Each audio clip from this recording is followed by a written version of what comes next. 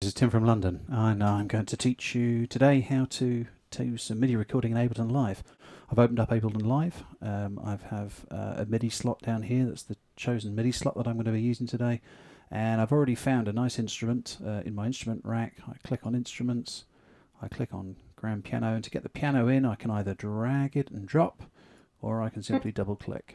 First thing I've got to do is make sure that I have this track armed so I can do something with it. So to arm a track, so get it to take instruction from a MIDI controller, I need to press this little button down at the bottom here, and you'll see it goes red. That now means that my MIDI controller at least has a chance of getting the software to get it going, but I've also got to route my MIDI controller into this channel. So to do that, the first thing I need to do is go to this first drop down menu here, and I choose the MIDI controller that I want to use to control this channel. So in this case, I'm going to choose my little Axiom 25 keyboard.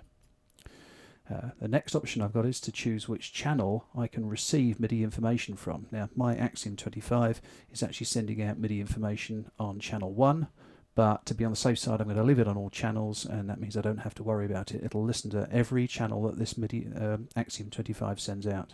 If I now play the keys, you can now hear that my MIDI controller is ready to control this grand piano. The first thing I need to do is to set up my metronome. My metronome is this little open circle and closed circle up here. You see it goes yellow, and that's now armed to the metronome. So if I start recording, it'll start clicking in.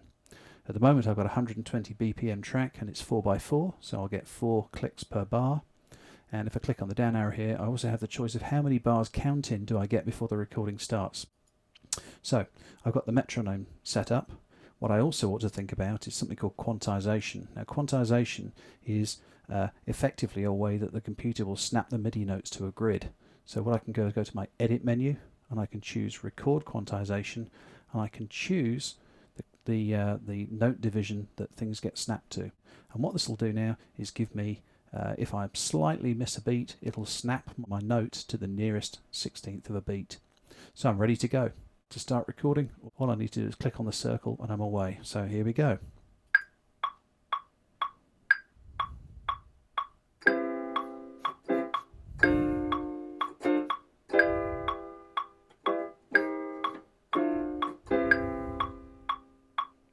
And hit stop. Now to see the information that I've got, all I need to do is double click on this area that's coloured in red, and you'll see I've got my notes at the bottom.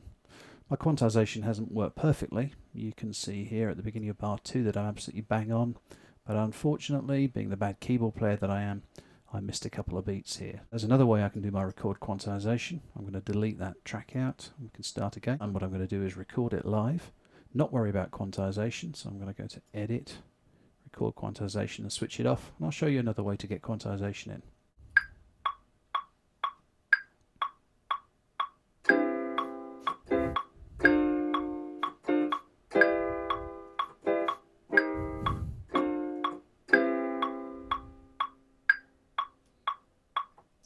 So again, you can see, not being the great keyboard player that I am, I'm slightly ahead of a beat there, and I'm well ahead of a beat there.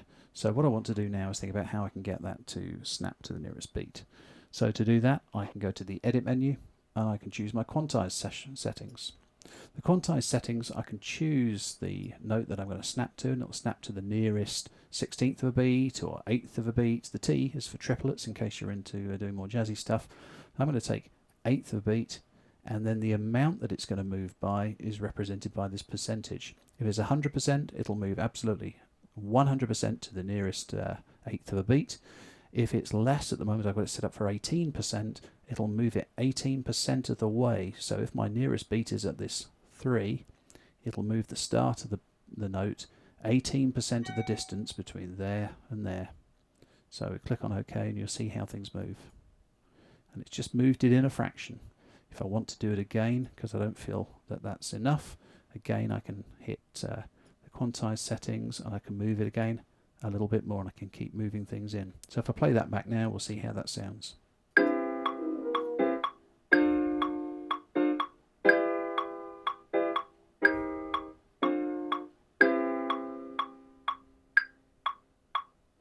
And that's recording in Ableton Live. Thanks very much for listening. Good luck with your assignments.